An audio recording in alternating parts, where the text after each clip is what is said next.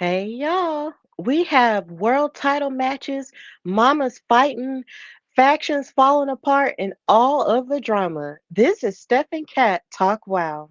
Yeah, yeah.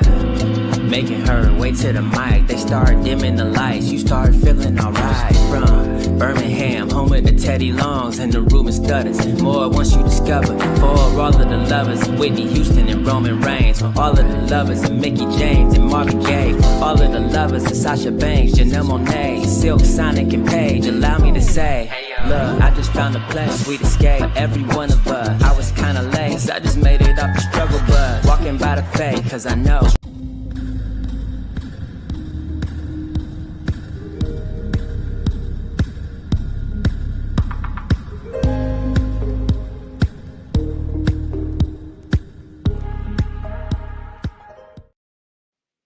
Hey y'all, and welcome on this Wow Wednesday to a new episode of Steph and Cat Talk Wow, brought to you by the Hardy Wrestling Podcast and in Cat We Trust.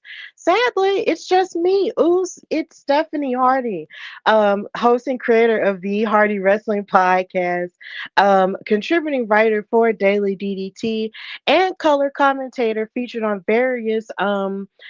per- various promotions such as Battle Club Pro, the Belladonna Division, Black Girl Magic 2022, and Spartan Wrestling. And I'm so happy to be before you on this night, even though my tag team partner may or may not pop in due to internet issues. So technology is being dumb. So that's why I am here going it alone on this evening. And if she does pop in, then that'll be great. But if she doesn't, then we'll just have to keep going with her in spirit. But of course, I'm happy to be before you to talk about what's going on in the world of WoW Women of Wrestling superheroes. Of course, in the past 2 weeks, we've had a lot of stuff in wrestling going on. But of course, women's wrestling continues to shake the foundation, make history, push boundaries and all of the things. And I'm just so happy to be a part of it, to be a part of documenting it, and to be a part of letting everybody what's going on with this fabulous and colorful show that features women's wrestling for an entire hour. So that's why I'm here before you. This is a double dose episode, so I will be talking about two of the last episodes that aired last weekend and the weekend before that. The first being a very classy main event, which aired on March the 15th and the 16th of 2025. And this episode started with Paola Mayfield, the Colombian GOAT, making her entrance alongside Abilene Maverick, the VIP, and her mentor of sorts. Abilene cut a promo on behalf of Paola Mayfield, stating, "As you all know, I am a former Wild World Champion, and on that merit, I demand a title match for my girly pop, Paola." And let me just say, hearing somebody use the words girly pop in 2025 is just the funniest thing ever. It just sounds so cute and so 2000s coded that it's just like, bro, girly pop, wow. Yeah, so that was funny to hear. But then she continued by saying, "But I'm a little mad because Santana Garrett got a title match, and if I remember correctly, which I do, you beat Santana several weeks ago. So that title match should be for you. David, would you like to explain?" And so David McClain gets on the microphone and says, "Yes, I would love to explain. Abilene, you might have a little amnesia. Yes, Paola did beat Santana a few weeks ago, but it was then when Santana beat the Colombian GOAT as well, weeks after that. I don't know where you get off making accusations and claims that because one win 6 weeks ago, you should have a title match." And then Abilene continued to state her case, saying, "She deserves a title match, not Santana Garrett. David, you need to answer for this." But then David said, "When you weren't at ringside, Paola was unsuccessful at beating Santana Garrett, which is why she does not have her match." And I appreciated watching David McClain put his foot down because a lot of the time he has a tendency to not put his foot down in certain situations. So the idea that he was doing this with Abilene, trying to strong arm her way into a match for Paola the Colombian GOAT, was really good to see, because Miss Ma'am just saying she, just because she's VIP, she could just make stuff happen because she can. And that's just not how it works, girly pop. So this leads us to the first match with Kate and Marine Jones, continuing with the intros for this first match for this episode. And it was Paola Mayfield versus Catalina Speed, who is a brand new WoW superhero. Of course, this is the season where we're seeing lots of new personalities take shape and take form on the show. And this is another one in the form of Catalina Speed. And she doesn't come out here alone. She comes out with another great WoW OG manager, Sophia Lopez, the world's greatest attorney. We hadn't seen her really since the last episode, since the one episode where they were trying to figure out who attacked the beast and they had all that money involved in it. That was the last time we saw her. So that was really amazing to see her. And of course, if you're watching live on any one of our platforms, thank you, first of all. And secondly, chime in the comments if you want to say something or ask a question about WoW superheroes, and be appropriate. Anything inappropriate will be deleted. It will. So, like I was saying, Sophia comes out here with a new haircut and everything, looking all suave and cute. And Catalina, we learned a little bit about her. She said, they said on commentary that she's from Havana, Cuba. And the reason why she was dressed up in the checkered flag is because in Cuba, her family was a big fan of a race car driver named Milka Duna. So that's where it comes from. And it was just really cool to see her, have this vibe of being this really quick wrestler while also tying it into race car driving. And for those who are into that, I really like it because they are a very passionate fan base. So big ups to the race car fan community for that. So once the match got started, Paola gave a blow to Catalina Speed's back, but then Catalina bounced back by hopping over Paola and gave her two arm assisted fireman's carries and an arm lock. And then Catalina got distracted by Abilene Maverick because, of course, it pays to have a manager in WoW. Then Catalina met a boot to the face and a basement drop kick from Paola. But as Paola kept trying to beat up on Catalina in the in-ring corner, Catalina fought back with an elbow and clothesline series and gave a lot of energy with her kip up as she was trying to bounce back. And then Catalina was actually able to hit a belly to belly suplex. But then Sophia and Abilene Maverick got into an altercation outside of the ring, which led to Catalina getting distracted in her WoW debut and allowing Paola Mayfield to win with a spinning neck breaker. So Paola won this match against the debuting Catalina Speed, but it was a good effort from this new WoW superhero, and I can't wait to see more of what she has to give. But after the match, Abilene Maverick gets back on the microphone and says, "Oh, David, it looks like we just delivered on everything that we needed to secure Paola a title match. And David, I have an idea. Have your people get a hold of mine, or our people will get a hold of yours." So it's looking like she's trying to strategize her way into a title match for Paola. But a part of me is low key scared that this probably won't last long, due to the idea that Abilene always looks out for herself in the end. So my thing is, I'm wondering if this alliance will even last as long, due to the idea that Abilene can just be really selfish in that regard. So I guess we just have to wait and see.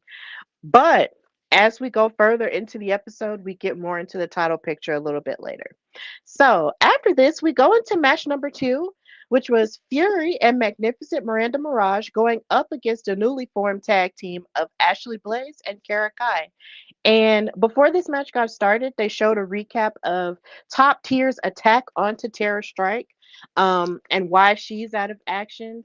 And because Ashley Blaze felt sympathetic towards Terra Strike because they're from the same area in Missouri, she decided to team up with Karakai and actually even up the odds when it comes to the tag division.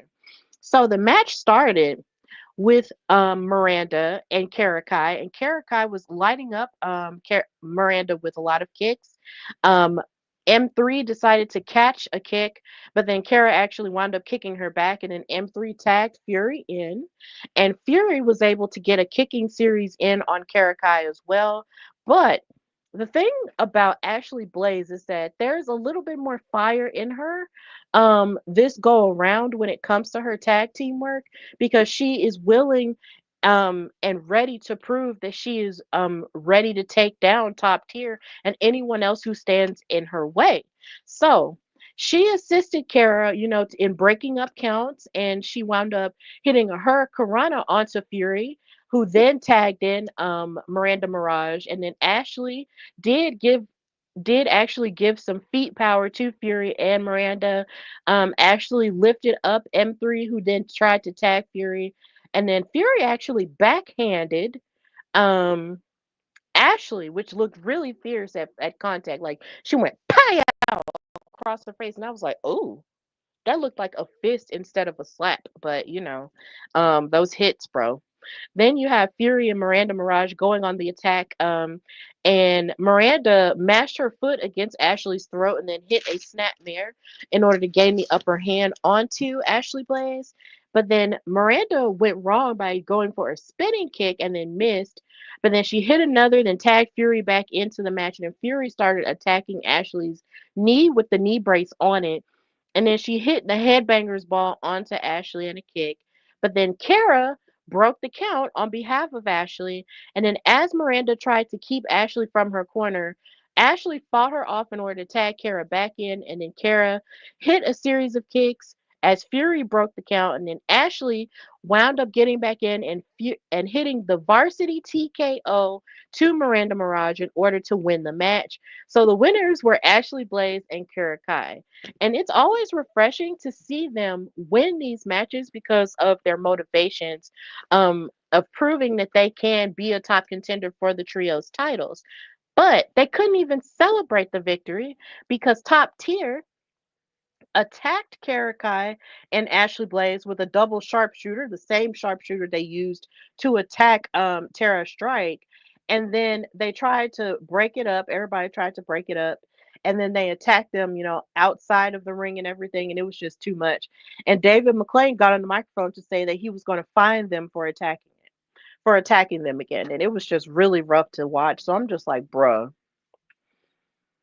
because top tier have been so dominant in defending their trios titles, it's like they feel like they can just be bullies and just run roughshod, throughout the entire WoW locker room. And it is just so frustrating to watch it happen because at what point do you need, like, why do you need to attack all of these girls just because they dare to challenge you or dare to stand up to you?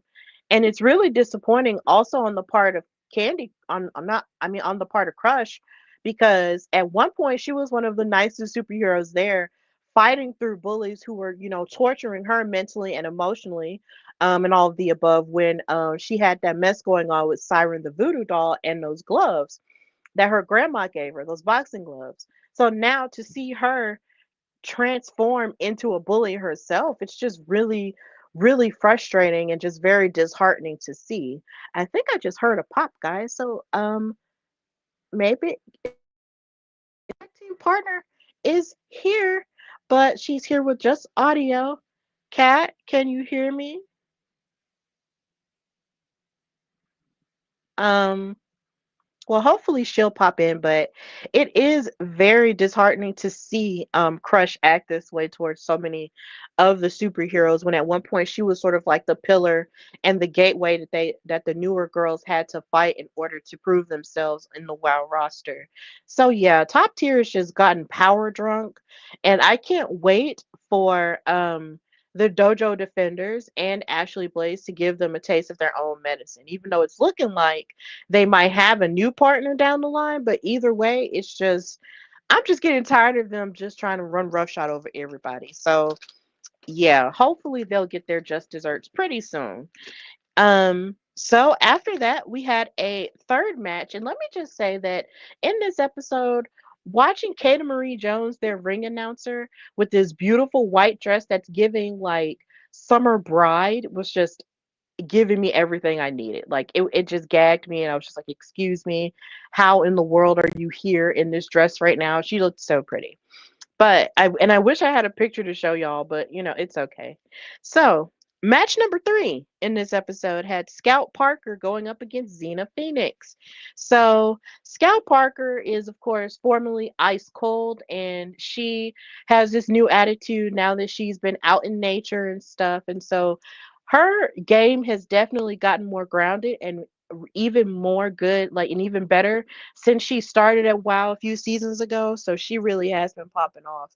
But the thing is, when you're going up against Xena Phoenix, who is the Albanian grappler and knows about multiple ways to tear your tendons up, it's kind of interesting how that works. But Scout gave it a good go. Scout shoved Xena Phoenix before, she could even finish her entrance. Xena hit a drop toe hold and a front face lock onto her, but then Scout Parker wound up escaping. Xena hit a jackknife pin and for a 2 count and a suplex float over for a 2 count. Scout Parker actually hit a standing splash onto Xena Phoenix for a 2 count. There was just multiple counts here. But then after that point, Scout tried to use her knees to attack Xena Phoenix's left arm. And in the midst of all of that, she was tossing her about for a 2 count. Then Scout Parker twisted Xena's arm in the top rope and tried to trip Xena Phoenix up and lock in an armbar, but then Xena countered it for another 2 count. Something that I appreciated in this match was watching um Scout Parker tried to adapt to the arsenal of Xena Phoenix and try to like take down her strongest attributes. That was really a good sound match in that regard. And then Scout wound up missing a kick with a lot of flexibility shown. And then Xena Phoenix hit a DDT to Scout Parker's arm, and then Xena created an arm drag series, and then locked in an arm bar to make Scout Parker submit and tap out, and Xena won that match. So yeah, we see the newer girls stepping up, and Xena Phoenix is definitely on a dominant tear. Even though she has sustained a few losses here and there, she is still probably one of the most dominant new superheroes that we've seen this season. And I really would have wanted her to become the new Wild World Champion if it weren't for, the Classmaster. But that's not to say that she won't ever do it. So this was a great showing, but it was also a great showing on the part of Scout Parker as well. So it was really good. I really dug this match. And I just can't wait to see more of what happens with Xena Phoenix as she continues to grow as the great grappler that she is. So, we did have an interview backstage with Sibley Skulls and Xena Phoenix. Xena talked about how grappling and jujitsu is the reason why she's here in wrestling and how she wants to earn her way to the WoW World title and into the hearts of the WoW fans. And she does it all for her family in Albania. So that was a really cool interview that she had with Sibley, and it's always good to see her. But I have to talk a little bit more about Sibley and how she cracked me up in the last episode. So yeah, I'll be right back. Hold on one moment.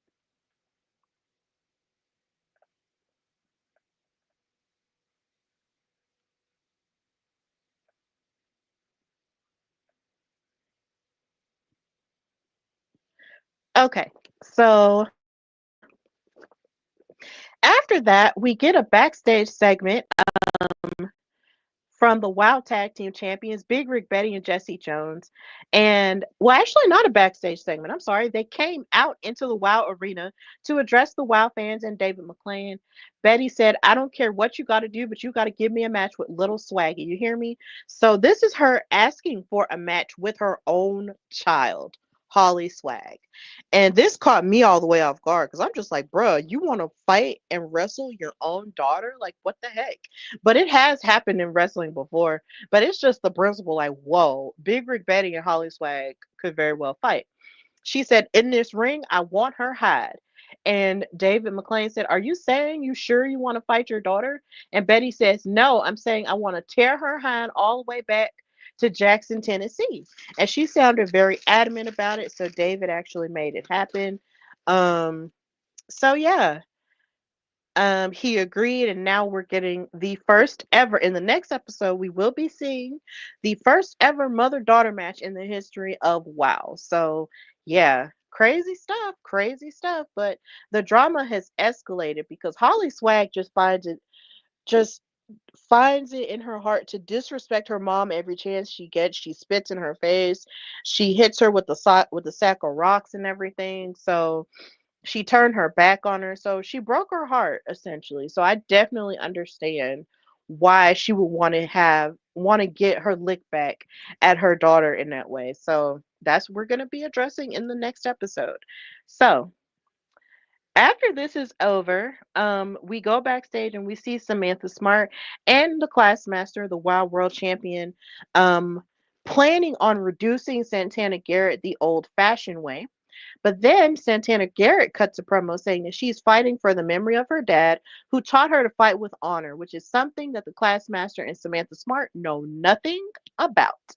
So after that point, surprisingly, we see Genesis come out to the WoW arena for commentary, to surprise David McClain and Nigel Zane. And she's coming out to see what it takes to be in a championship match that she's never been a part of. Throughout her time on commentary, she sounded very spiteful and very angry, but also just very hungry, like not comparing her to an animal in any way, but she was very hungry like a jackal. Like I'm watching these people do this thing, but I really want to get in on it and I'm really hungry for opportunity, which is something that she has kept reiterating over and over again throughout this whole season. I deserve a chance. You're not giving me a chance, David. I'm sick of watching everybody else. Put me in. And that's basically the energy that she had um throughout the whole match as she said on commentary with David and Nigel. So we move into the main event, which was Santana Garrett versus the master with Samantha Smart for the Wild World title. Um Genesis, like I said, continued to stay on Davis' neck about not booking her into a match. Samantha comes out with a really big braid in her hair, which looked very different in comparison to all of her sleeker looks, but it was really cute. Santana Garrett was very locked in this match. Like she hit her and a lockup. Well, no, Santana and Classmaster locked up, and it was very, intense. And then this match definitely gave speed versus power because Santana Garrett is very agile and she can hit lots of acrobatics, whereas Classmaster, she is a mat wrestler, while also being a power wrestler as well. So that was definitely on display here in this match. There were lots of submissions between the Classmaster hitting a Boston Crab onto Santana Garrett and a bookmark being hit on Santana Garrett and a scholar collar. But Santana tried to fight back by hitting her Rise and Shine with a 2 count. And as she proceeded to gain more and more momentum, um, Samantha used the yardstick and then she slid in the book that the classmaster carries, and as the classmaster laid the book on the mat, she hits a DDT onto Santana Garrett with the book underneath it and assisting for the blow, which helped Classmaster retain her Wild World title. And as she was celebrating with Samantha Smart, Genesis was staring at the Wild World Championship and staring at the Classmaster. And that's how a classy world title match ended. That's how the episode ended. It ended with a triumphant Classmaster and a hungry Genesis.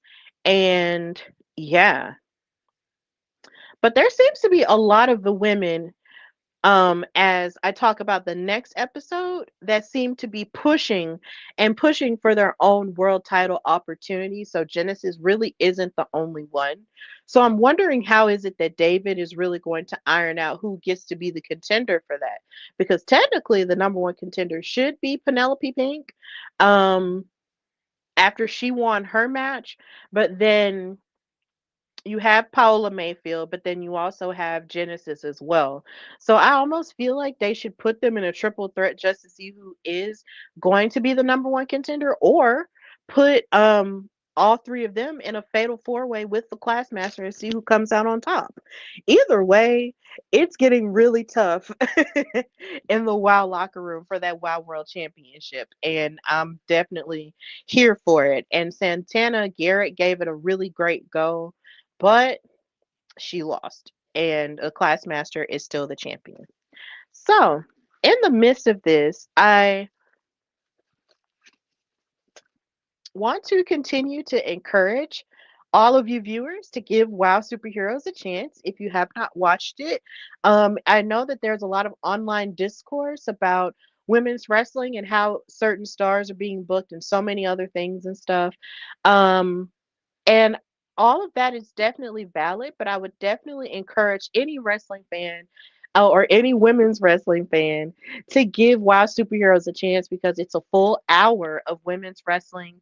And you have some of the brightest stars of the future and so many people who might be familiar to you depending on what wrestling circles you've been in, fighting on an hour show. And yeah, it's not live like a lot of the other wrestling shows are. It is taped, but at the same time the action is still very solid. The storylines are pretty cool, and the show is just very colorful. Yeah, it does kind of give a 80s vibe and a little bit of a more colorful vibe to a degree, but it's still a very substantial wrestling show. So I would definitely encourage you to go on wowe.com. That's WOWE.com, and type in your zip code and what city you live in to see what time it comes on for you on television. You can also watch it on Vice TV as well as on Pluto TV with their 24-hour WoW channel. And you can subscribe to their YouTube channel, which is WoW Superheroes, to watch each match or each episode as they post them, and to just go back in time and look at the history of the show, and to just continue to support it as it continues to rise up. And it's executive produced by Jeannie Buss, and David McClain. And of course, if you know the name Jeannie Buss, you know she's synonymous as the owner of the Los Angeles Lakers. So yeah, women's empowerment is at the core of it. So please give the show a chance, and continue to just expose yourself to all forms of women's wrestling outside of the larger promotions. Even in the indies, support women's wrestling there, but definitely give WoW Superheroes a chance. And after you watch it, you can come back and watch our post show, as me and Kat talk about it. And of course, you can check out our interviews as well on both of our YouTube channels, which I will plug later on. So yeah, give WoW Superheroes a chance. So that's the end of my little commercial. So we move on to the next episode of WoW, which was What You Gonna Do About It, Mama, which was aired on March the 22nd and the 23rd this past weekend. And this show started with Miami Sweet Heat making an entrance without Lana Starr. And here again, we see an appearance from Katie Marie's dress. I'm sorry. In my notes, I just can't get over Katie Marie Jones's dress. I'm sorry. I love fashion. But they made their entrance for their match, which was against Animal Instinct, Katarina Jinx, and Goldie Collins, who have been getting very spicy on social media with a lot of the superheroes. Goldie, girl, calm down. Like, there's just a lot of anger on social media when it comes to the WoW roster. Like, they're just getting into it, going back and forth, and all of the above. Like, ladies, it's getting nuts. So yeah, this tag team match started with Lindsay and Katarina. Lindsay tried to play dirty by snatching Katarina's hair, but of course Katarina Jinx wasn't having that. She hit a twisting leg drop and a kick to Lindsay and a sling blade, which ended in a 2 count. And then Goldie Collins tagged in. It continued with a body slam to Lindsay, and she was talking trash to Lori as she tried to interfere. And something that I just never get tired of is watching Goldie Collins pull off these feats of strength, because if you look at her, she is a very tall and slender woman, and you just would not think a woman like that would be as strong as she is, but boom, she is. And it's just like, bruh, Goldie, chill. But don't chill. I love it, but it's nuts. So in the midst of this, the ref gets distracted and Katarina twisted up Lindsay in the ropes and tried to submit her out, but then Goldie took advantage and hit a Bronco Buster onto Lindsay.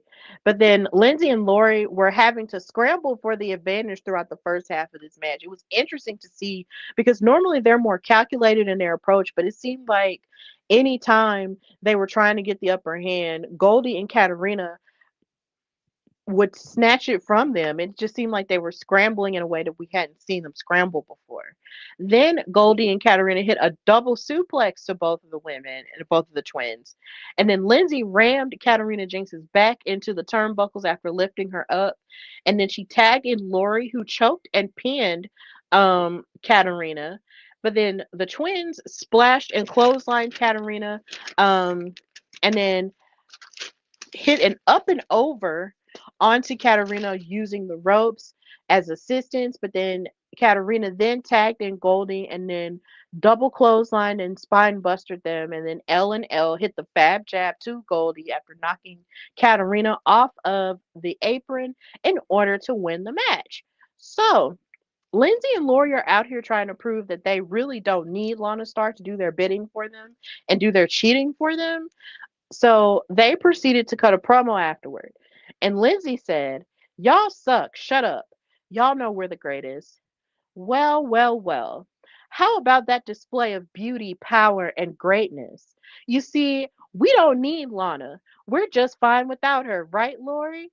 And then Lori chimed in saying, "That's right, Lindsay. While Lana's busy with the hired help and that sloppy secondary tag team, we're standing here asking for our title match. That's right, David. Whether you like it or not, we will be your 5-time tag team champions." And they kept going 5 time, 5 time, 5 time. They sounded like Booker T. It was nuts, but they really seem adamant about being the tag team champions here again.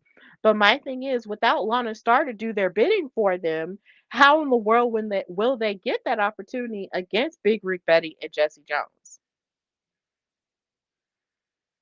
How is that going to work? It's like we've seen them get opportunity after opportunity constantly, but the idea of them not having someone on their side to manage it through, it's just going to be really interesting to see how that happens. So I guess we've got to wait and see. But this leads us to match number 2, which was a trios match between the Alliance, BK Rhythm, Gigi Gianni, and Reina Del Rey with Adriana Gambino on commentary, versus Spring Break 24/7, Crystal Waters, Sandy Shore, and Brittany Bay. So Gigi and Brittany started off the match. Britt and Sandy hit a double drop toe hold and a booty bump to Gigi's head. It was really cute. Um, Throughout this match, it was interesting watching Spring Break 24/7 have the upper hand over the Alliance. It seemed like they seemed a bit more locked in and focused than we have seen them in the past.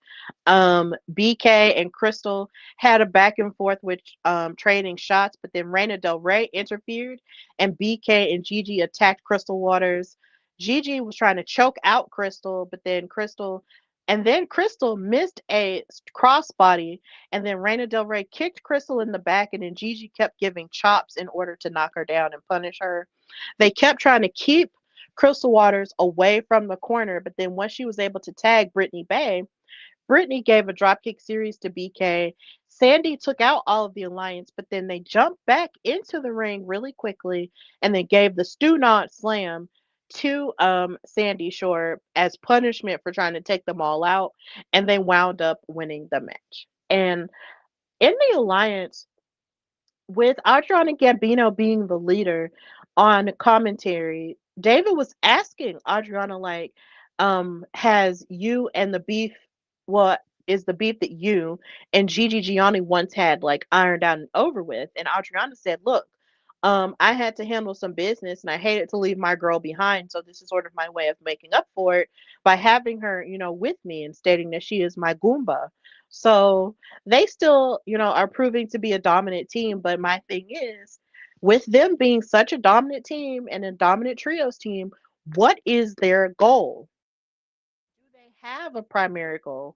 Do they want to pursue the trios titles, or are they just out here just trying to punish people just for the fun of it?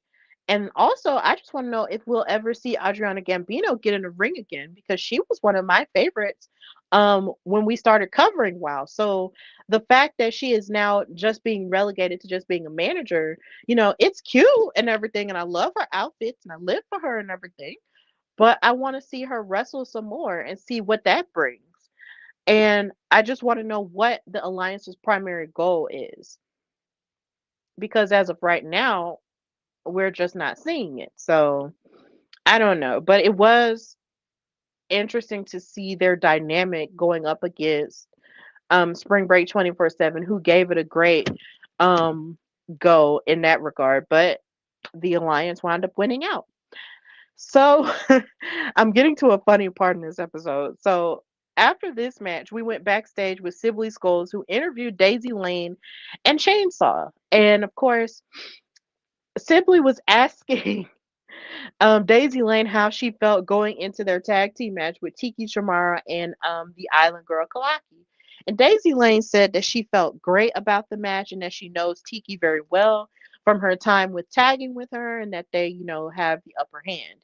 And then Sibley asked Chainsaw how she was feeling, and Chainsaw rawed at her like, rah! And funny enough, if you look on my social media, you'll see it. She looked she looked at the camera and turned around and just walked away. It was the funniest thing I'd ever seen. It was almost like, bro, like, does she really, like, did she plan that out, or did she just improv it? It was the funniest thing I had ever seen in my life. Like, she just looked at the camera and just walked off with the microphone. It was just so funny. Sibley Skulls, you are an icon. And I just need more moments like that with you, because you were that was one of the highlights of my day. It was just so funny. But this, of course, led into match number 3, which was, like I said, Chainsaw and Daisy Lane versus Tiki Chamara and Kalaki the Island Girl. And David McClain asked a really amazing question on commentary. How does Angelica Dante feel about watching her little sister tag team with Daisy Lane like this? Because it really does seem like Chainsaw just left Angelica Dante behind. Now, granted, I know that Angelica Dante was bossing Chainsaw around and just kept yelling at her a lot of the time and everything, and that does get tiring, especially if you're the little sister. But at the same time, I'm just wondering, like, is Angelica watching her, or has she just given flat up on her sister? Like, look, you got it, go with her, whatever. So I don't know. We just gotta wait and see what happens with that. But that was a great question. So Tiki Chamorro and Daisy Lane wound up starting the match, and Tiki wound up getting the upper hand over Daisy Lane with a rugby tackle.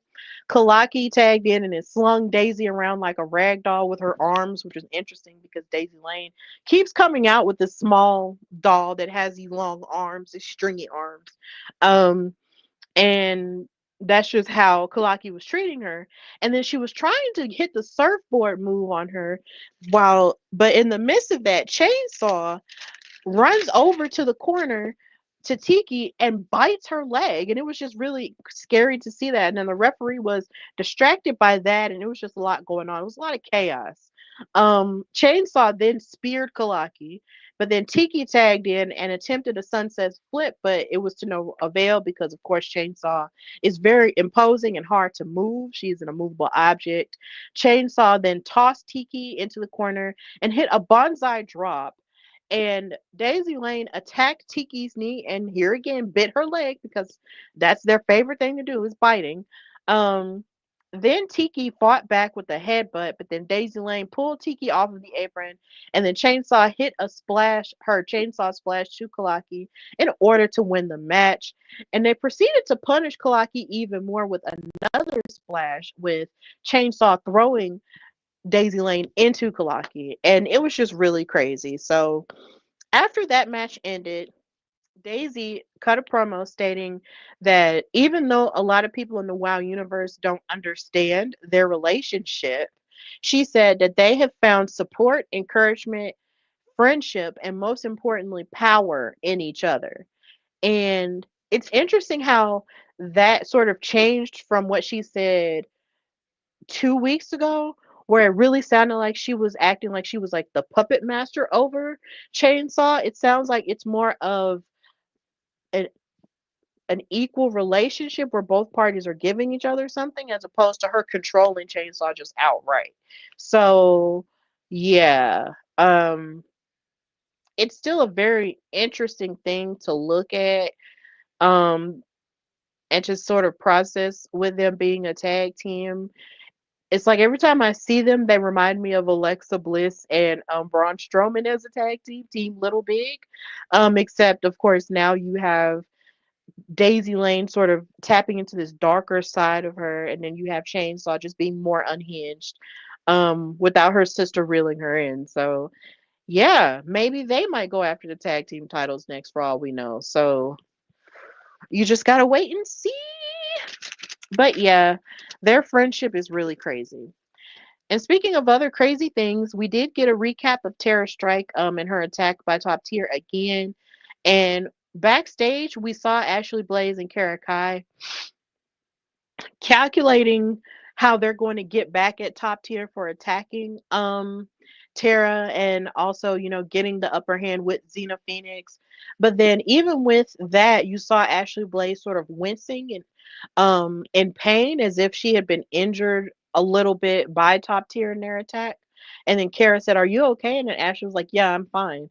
And that scares me because that really makes me feel like Top Tier are going to see that and take advantage of it and proceed to destroy or target Ashley Blaze in that regard. And I do not want that for her. I don't want that for her at all. So I'm gonna need for them to stay together, rehab, ice, whatever they need to do, in order to take those trios titles off of Top Tier because I'm tired of the power games. I'm tired of the struggle. Get the titles off of Top Tier now. So that's just how I feel about that. Then backstage, we got a promo from Holly Swag, who stated that she feels like her mom, Big Rig Betty, betrayed her years ago by making her follow the rules all the time and not giving her the fabulous life that Lana Starr has given her. And she said that Lana doesn't have any rules and she's tired of Big Rig Betty holding her back and that it's time to cut loose on her. So in the midst of this, they went outside and we see the Wild Tag Team Champions, Jesse Jones and Big Rig Betty, talking to each other. And Jesse's telling her, like, look, when you get in this match, you have to really like beat her up. But Big Rig Betty is kind of hesitant to do it, but she knows that she has to beat her like a child if she wants to keep acting like a child. So that was the end of that. And of course, this weekend we're going to see, I guess, a confrontation between Top Tier and the Dojo Defenders 2.0. So that's going to happen this weekend on WoW. So please give that a watch if you will. And we get to our main event, the first ever mother daughter match in WoW history between Holly Swag and Big Rig Betty. Um, Penelope Pink came out with Lana Starr, who continues to just look amazing in every outfit she wears. And Penelope Pink came out on commentary and she openly for the first time shared her disdain about this whole situation. She says she doesn't feel like babysitting with them. She says she feels like she's trapped in the Beverly Hillbillies when it comes to this drama with Holly and Betty. She said she felt like she's also watching an episode of Jerry Springer, rest in peace to him. But oh my god, it was just really funny, all of the analogies that Penelope Pink was using to say that I really wish the Fab Four wasn't in this situation. She also feels like Holly Swag is sort of beneath the Fab Four because she actually like spit on her mom and everything. She was just like, "You never saw the Fab Four spitting on anybody. That's not glamorous. That's not luxury. Like that's not us." And she is right to a certain degree because you never saw anybody from the Fab Four doing anything like that. Like they had underhanded tactics, but they weren't getting down in the gutter the way that Holly Swag was doing. So Penelope Pink doesn't like it. She just wants to get back to focusing on herself and being a champion again. a world singles champion again at that, and she could really care less about everything else going on with Lana and the family. So, because everything is all about her, in case you missed that. So, in the midst of this, Holly Swag tried to run from Big Rig Betty at the beginning of this match, but then Jesse Jones dragged her right back into the ring and threw her back in there. And then Big Rig Betty was giving elbows and fists to Holly Swag. Big Rig Betty was just kicking Holly's ass, and that's just the truth of the matter. She was kicking her ass, and Holly kept trying to fight back little by little, but Betty just kept outdoing her every chance she had. Like, it was abundantly clear that the story in this match was, look, Holly, you might be a good wrestler, but don't forget where you got it from. You got it from your mama. Like, your mama is the one who showed you ball. So don't just think that you could just run through her. Big Rig Betty gave Holly Swag a snapmare. Holly was crying about getting her butt whooped. Holly was pushing and mushing her, yelling at Big Rig Betty, but then Jesse Jones took it a step too far and tried to hit Holly Swag with a log, which wound up distracting the referee and getting Big Rig Betty all riled up, saying, "Look, I want to do this by myself. Stay out of it." Which kind of worried me, but whatever. Then her and Holly were trading chops, and then Holly mashed her face doing it with her boot, and then but then she hits a backbreaker onto her mom, but then her mom refused to give up. Big Rig Betty finally hit a suplex and a headbutt, and then Lana was emotional watching this. In fact, she was more emotional than I expected her to be. She was acting like Holly Swag was her child. It was so weird. I was just like, bro, why are you acting like this is your child? This is just a person you decided to put in a faction. She is not yours. You did not give birth to her. Relax. But in the midst of this, Lana gets involved and almost gets hit by Holly as Big Rig Betty moves out of the way. And Betty hit the Jake break, which is a move that her and Holly Swag used to win so many of their tag team matches together, and everything. She hit it onto Holly Swag and won the match. So for the first time ever, in the first ever WoW mother daughter match, Big Rig Betty got the win, and yeah, she threw her daughter out of the ring afterward and celebrated. And that was the end of the episode. So hopefully this will be the end of that drama with them. Hopefully they'll be separated from each other. Or maybe in the midst of this, the Fab Four will implode as